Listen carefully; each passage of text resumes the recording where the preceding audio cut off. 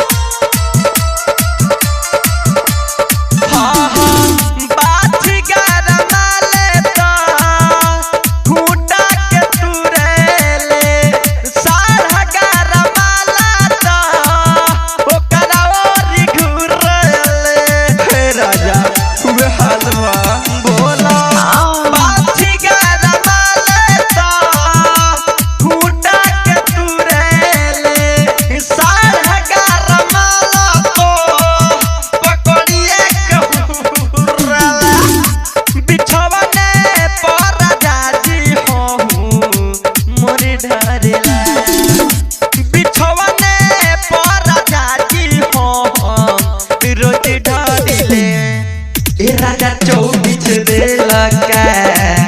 राजा चौकी छेदेला का तू देवाल के छेदेला का राजा चौकी छेदेला का बोला ना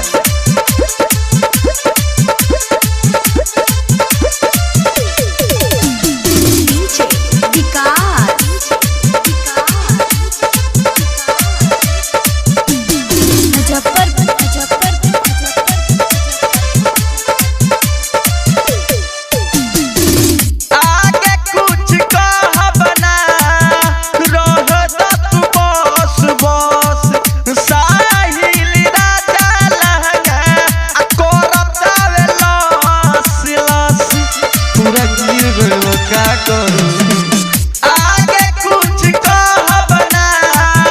रह तू बस बस राजा रणधीर सचिन बोल लागलस हमके बता दो राजा कैसे कटी रतिया करेला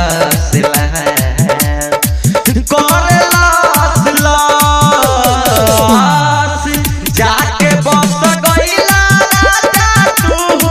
तो बहारवा यार तू तो बहारवा हो लहंगा में उठे राजा गजबे लहरावा चोलिया में उठे राजा गजबे लहरावा change the song and hottest लाओ ए राजा चौकी छेदेला का राजा चौकी छेदेला का तू देवाल के छेदेला का